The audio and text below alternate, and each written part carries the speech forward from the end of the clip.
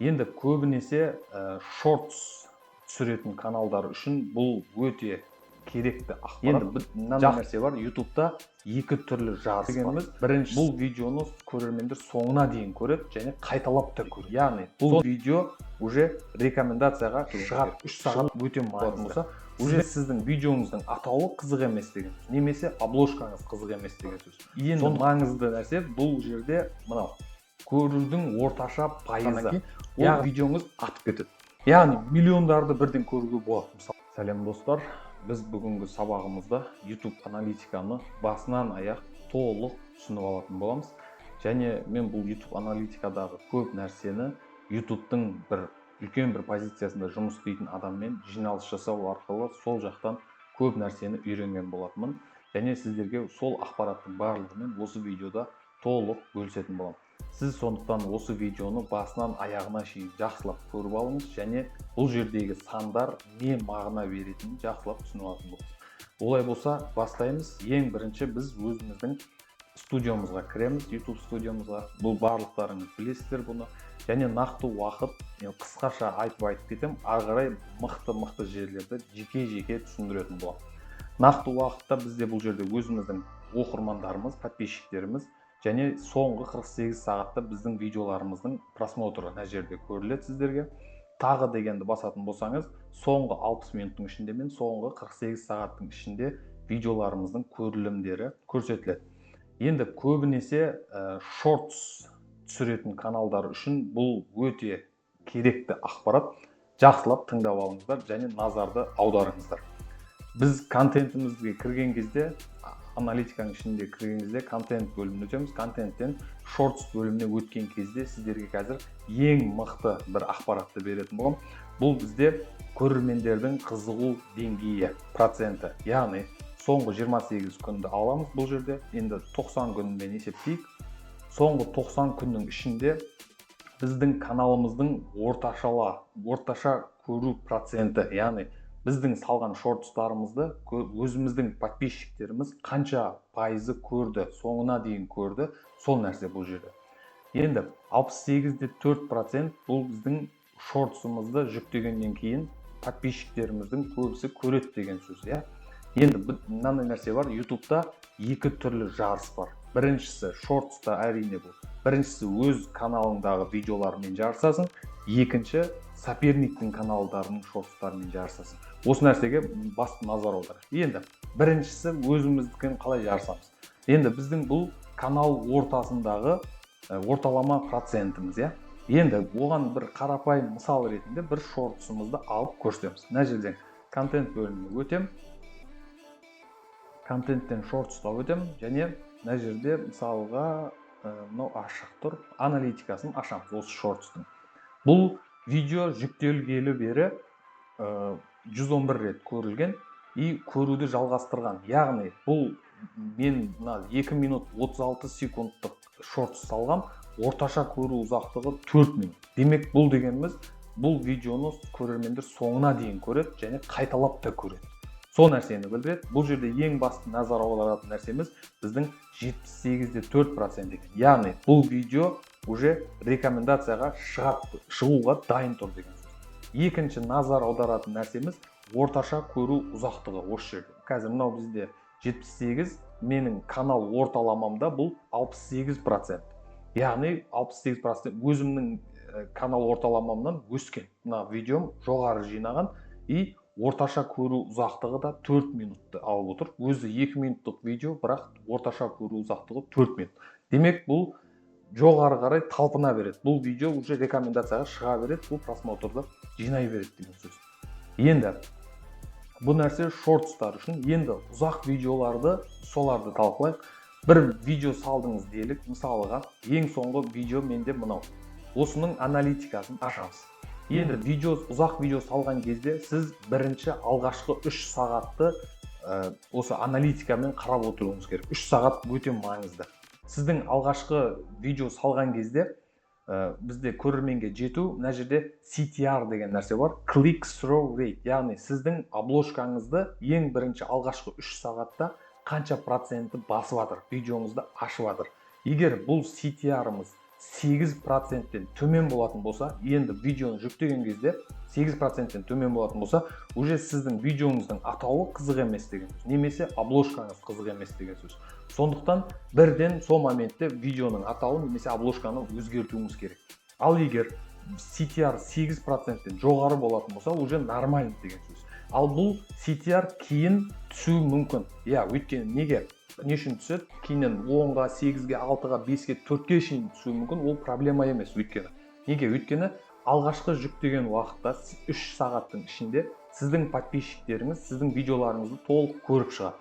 Көргеннен кейін ол жер лайк, комментарий, подписка алады.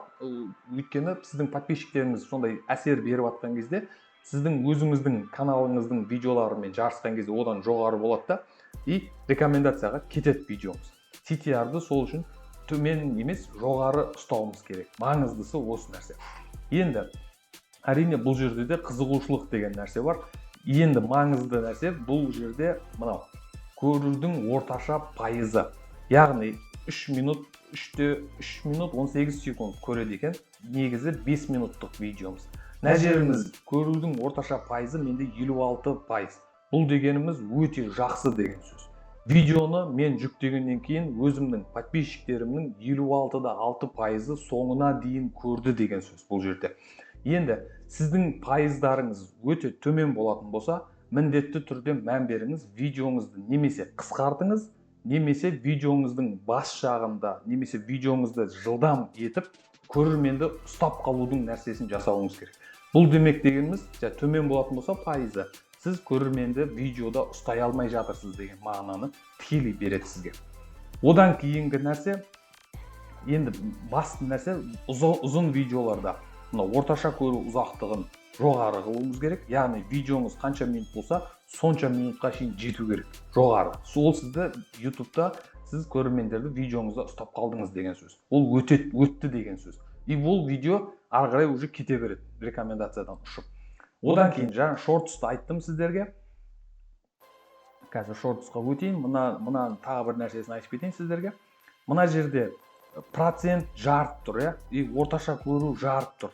И бірақ видео 10 мың, 20 мыңға барып тіреліп қалады. Ары қарай уже просмотр болмай жатыр. Бұл нәрсе дегеніміз не? Сіздің видеоңызды, бұл просмотрыңыз көп, процентіңіз жоғары, и лайк, комментарий алып жатсыз видеоңызда. Енді YouTube былай жасайды, сіз сияқты видео шығаратын каналдармен салыстыра бастайды уже. Өзіңізді жеңдіңіз, енді екінші каналдармен, басқа каналдармен салыстырады. Сіз мысалға алайық, футбол туралы бір видео салдыңыз делік, и сопернигіңіз де бар. Ол да футбол туралы видео салады.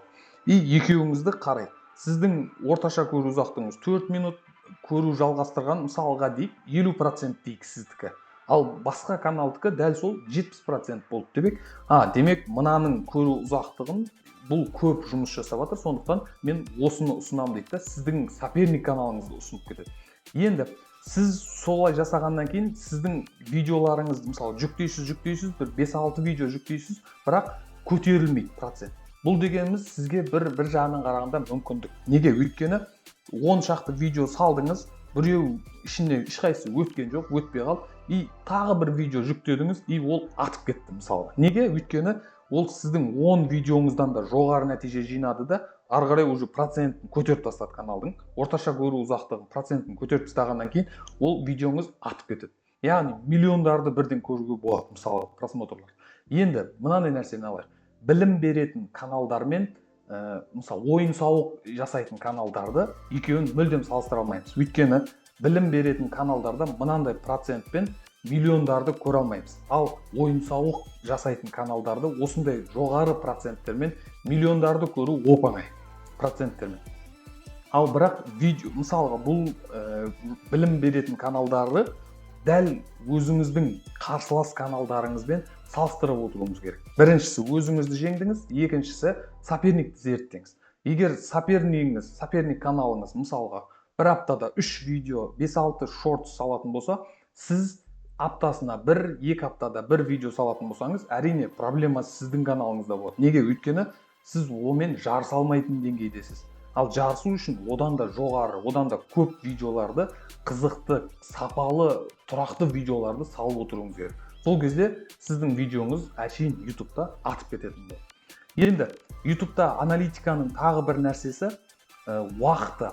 Яғни, мысалға сіз аптасына сейсенбі күні мына жерде видео жүктейтін болсаңыз, сағат 4-тен кейін сіз осы 4-те салуыңыз керек болады видеоны. Неге? Өйткені сіз түнге қарай салатын болсаңыз, сіздің подписчиктеріңіз ол моментте ұйықтап жатқан болуы мүмкін.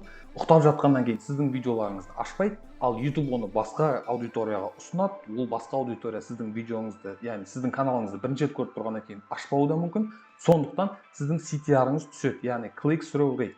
Сіздің обложкаңызды көргеннен кейінгі адамдардың басып көру проценті түскеннен кейін уже сіздің каналыңыз ұйықтай бастайды ары қарай, ұсынылмай бастайды.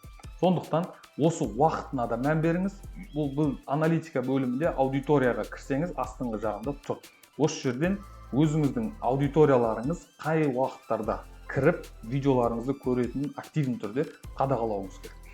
Осы YouTube'тың аналитикасы туралы мен енді сіздерге жақсы пайдалы нәрселерді беріп жатырмын. Енді сіздерден өтінішім, осы каналға егер жазылмаған болатын болсаңыз жазылып кетіңіз, және де осы каналда контент бөлімінде мына бірнеше видеоларды сіздерге дайындап шығарып қойдым.